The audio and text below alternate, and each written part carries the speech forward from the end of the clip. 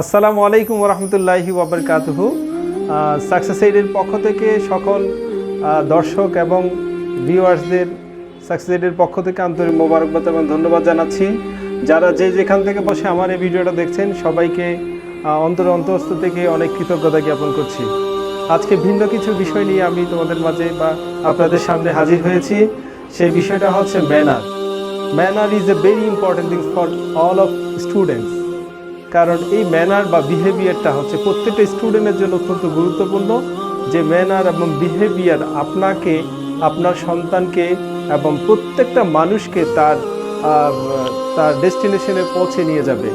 কারণ মানুষ হচ্ছে সুপরিচিত, আমাদের একটা প্রবাদ আছে, ব্যবহার বংশের পরিচয়।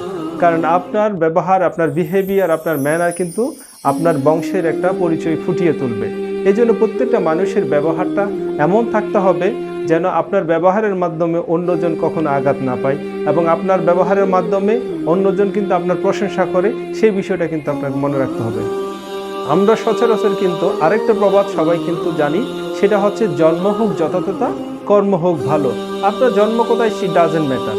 আপনি কোথা থেকে উঠে আসছেন এটা কোনো বিষয় না। আপনার জন্ম কোথায় হয়েছে, আপনি কোন ফ্যামিলি থেকে আসছেন, আপনার বাবা কি করে, আপনার মা কি করে, আপনার বাবা হায়ার এডুকেটেড, আপনার মা higher educated, it doesn't matter. Just আপনার ব্যবহারটাই কিন্তু আপনার পুরো বংশের প্রদীপ, বংশের জিনিসটা কিন্তু ফুটিয়ে তুলবে।